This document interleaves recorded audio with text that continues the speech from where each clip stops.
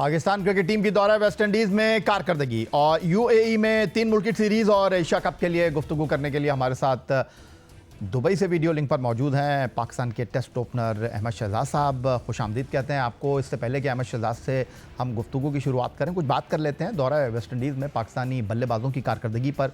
T20 series के अख्ताम के बाद सीनियर बैटर की वनडे टीम में वापसी होती है, लेकिन ये वापसी सिर्फ पहले वनडे तक ही सूदमंद रही, क्योंकि अगर आखिरी 2 एक रोज़ा मैचों में पाकिस्तानी बल्लेबाजों की कारकर्दगी को देखा जाए, शाही होप के जो नाकाबिल शिकस्त 120 रन बनाने में कामयाब रहे, उनके करीब किसी बल्लेबाज को पहुंचना तो दरकिनार, पूरी टीम भी ये स्कोर न बना सकी।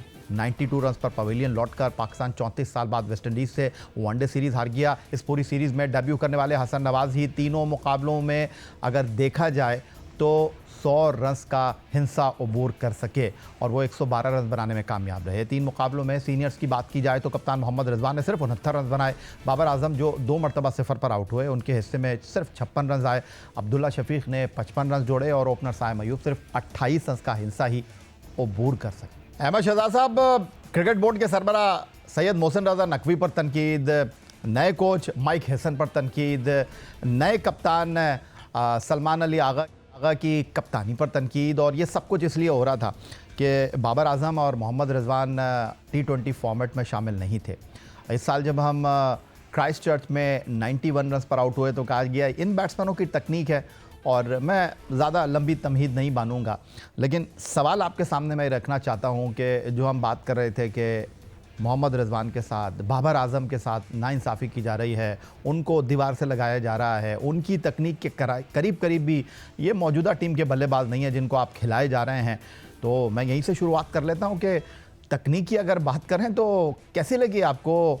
कहीं फुटवर्क, कहीं कुछ दिखाई दिया नहीं? मैं सिर्फ मोहम्मद रिजवान और बाबर आजम की ही बात करना चाहूँगा। अब वो वापस आए थे, इस सीरीज़ को शानदार अंदाज में ख़त्म कर सकते थे। देखिए, इसमें तो कोई दो राय नहीं है कि पाकिस्तान टीम को कहीं का छोड़ा नहीं है। आप बहुत बुरी से बुरी भी टीम पाकिस्तान की बनी है ना, ऐसा नहीं हुआ कि आप एट विल 200 रन से 9वें नंबर की टीम से हारते हैं। ऐसा कभी भी नहीं हुआ। मतलब वी बीन प्लेइंग क्रिकेट, हम बहुत गंदी क्रिकेट भी खेले हैं। जब हम खुद खेल रहे थे तब भी हम बहुत गंदी क्रिकेट कभी कभार खेलते थे, लेकिन ऐसा नहीं होता था यार भाई कि ये हाल हो जाए पाकिस्तान क्रिकेट टीम का। और ये कैसे हुआ? ये एक दिन में नहीं हुआ। ये जिन लोगों के हाथ में भाग दौड़ रही है पाकिस्तान टीम की, देखिए एक बात समझ लीजिए, पाकिस्तान क्रिकेट बोर्ड के जो करने वाली चीजें हैं वो तो बिल्कुल है जो कि कभी भी ठीक नहीं हुई। ये आज पहली दफा नहीं हुआ है, ये तो पिछले 20-25 सालों से ऐसे ही हाल है। लेकिन जो आपके प्लेयर्स होते थे टीम के अंदर, वो टीम को संभाले रखते थे। उनके जो सीनियर जूनियर्स होते थे टीम के अंदर, वो ऐसी परफॉर्मेंसेस करते थे कि पाकिस्तान क्रिकेट बोर्ड एक्सपोज नहीं होता था। लेकिन ये जो आखिरी 6 साल थे, इन प्लेयर्स ने ऐसा क्या किया होगा टीम के अंदर, सोचिए, कि पाकिस्तान टीम यहाँ आ गई। कोई प्लेयर बना के नहीं दिया, कोई टीम खड़ी करके नहीं दी। लड़ाई झगड़े, कप्तानी के नशे इन लोगों को कप्तानियों के अंदर लगे रहे। टीम के अंदर 2-3 लोगों के हाथ में सारी चीजें थी और उसने फ्रेंड का एक सर्कल बनाया हुआ था एजेंट के थ्रू। इसी चक्कर में उन्होंने पाकिस्तान टीम को आज इस जगह पे खड़ा कर दिया कि आज तेरी बारी, कल मेरी बारी। लेकिन पाकिस्तान टीम 9वें नंबर की टीम से भी 200 रन से हारती है और सीरीजें हारती हैं, तो ऐसा कभी नहीं था। जहां तक आप टेक्निकल एस्पेक्ट की बात कर रहे हैं, देखिए Babar Azam under immense pressure है, इसमें कोई शक की बात नहीं है। उन्होंने मीठा मीठा भी बड़ा खाया है, इसमें भी कोई शक की बात नहीं है। परफॉर्मेंसेस भी शुरू के अंदर उनकी रही हैं, लेकिन उनके पर एक क्वेश्चन मार्क रहता है और स्टैट्स पूरी दुनिया के सामने है कि उनकी जो परफॉर्मेंसेस हैं, एक तो वो घर के अंदर ज्यादा है, प्लस उन टीम्स के खिलाफ है जिनके कभी 4 बॉलर नहीं होते तो कभी 3 बॉलर नहीं होते। ये एक बहुत बड़ा मार्जिन होता है आपको कि ऑलमोस्ट समझ लें आपको ए टीम बॉलिंग कर रही है किसी भी मुल्क की, वहां पे आपने परफॉर्मेंस की। लेकिन वहां पे भी फिर आप पे क्वेश्चन मार्क ये आता रहा कि आप अपनी परफॉर्मेंस तो करते हैं लेकिन आपकी टीम हारती है। इनकी जो लाएमल रही T20 के अंदर, वनडे क्रिकेट के अंदर, वहां से वो इस तरह की थी कि 15 ओवर खुद खेलते थे, बाकी टीम को किसी को बनाया नहीं, जिसकी वजह से ना मिडिल ऑर्डर बना, ना कोई स्पिनर आपको देखने को मिला, ना कोई लोअर ऑर्डर बैट्समैन। अब जाके जब यंगस्टर आए हैं तो आपको साहिब ज़रा फरहान, हसन नवाज, इब्रार अहमद, आपको सुफियान मुकीम जब मौके पूरी तरीके से मिले हैं तो आपको ये मिले। कोई एक अहमद शहजाद player साहब, मुझे बता हम दें 3 ईयर्स के पाकिस्तान अंदर। क्रिकेट टीम के सीनियर बैटर पर हमेशा तनकीद करते रहे हैं, मोहम्मद रिजवान हो, बाबर आजम हो, जिनकी अभी आप बात कर रहे थे, सलमान, क्योंकि वो कौमी टीम की रीढ़ की हड्डी हैं। लेकिन अब जो हम आइंदा यूएई में 2 बैक टू बैक टूर्नामेंट खेलने जा रहे हैं, वो T20 फॉर्मेट पर हैं। सीनियर बैटर की कारकर्दगी देखकर नहीं लगता, जिस तरह आप गुफ्तगू कर रहे हैं, कि उन्हें स्क्वाड का हिस्सा बनाया जा सकता है। लेकिन जो यंग क्रिकेटर हैं या जूनियर खिलाड़ी T20 टीम में शामिल हैं, उन्होंने भी कोई झंडे नहीं गाड़े हैं। साहबजादा फरहान के अलावा तो कोई भी बैटर कारकर्दगी में उसके तसलसल दिखाई नहीं दे रहा। तो कोच भी हमने तब्दील कर लिया, कप्तान भी तब्दील हो गया, सीनियर्स को भी बाहर कर दिया, तो शिकस्त की जिम्मेदारी का बोझ उठाएगा कौन?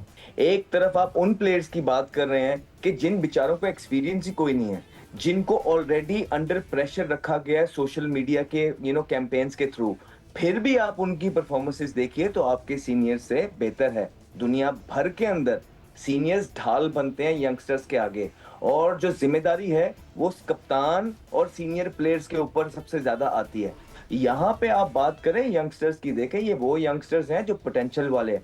हसन नवाज की फॉर्म कितने अरसे से चल रही है यार, आप मुझे बताइए। ये आसान नंबर नहीं है जहां वो खेलते हैं, अब वो तो फिर भी बड़ा कंसिस्टेंटली खेल गए हैं। उनको you leave alone, let alone करें। साहिबजादा फरहान को देखें, अभी पीछे साइम अयूब ने जो है 250 किए। हाँ, अब्दुल्ला शफीक वगैरह के बारे में आप बात कर सकते हैं, बॉलिंग यूनिट के बारे में आप जरूर बात कर सकते हैं, लेकिन सुफियान मुकीम हो गए, ये साइम अयूब के अंदर पोटेंशियल नजर आता है, हसन नवाज हो गए, साहिबजादा फरहान हो गए, ये लोग फ्यूचर हैं and they doing really well. तो और एक और बात चलती है, मैं आपको एक और इस पे एक इधर थोड़ा ले जाता हूँ। ये कहते हैं जी कि माइक हेसन टीम बना रहा है, झूठ बोल रहे हैं, बैठ के सारे डिफेंड करने की कोशिश कर रहे हैं, क्योंकि माइक हेसन यहाँ का है नहीं, कोच है, तो इजी टारगेट है सबके लिए। इनको कैसे पता है कि माइक हेसन टीम बना रहा है? हम इंटरनेशनल क्रिकेट खेलते हैं, वो मतलब हमें पता है कि क्या चीजें होती हैं। कोई भी इम्पोज नहीं करता है आप पे चीजें, मशवरे के साथ चीजें होती हैं, मिल बैठ के। हाँ, अगर आप कायल कर लें कोच को तो आपकी मानी जाती है, नहीं, लेकिन यहाँ हो नहीं रहा। यहाँ पे वो कॉन्फिडेंस नहीं है। सरफराज अहमद का याद है ना, जब उसको बाहर किया जा रहा था तो क्या होता था?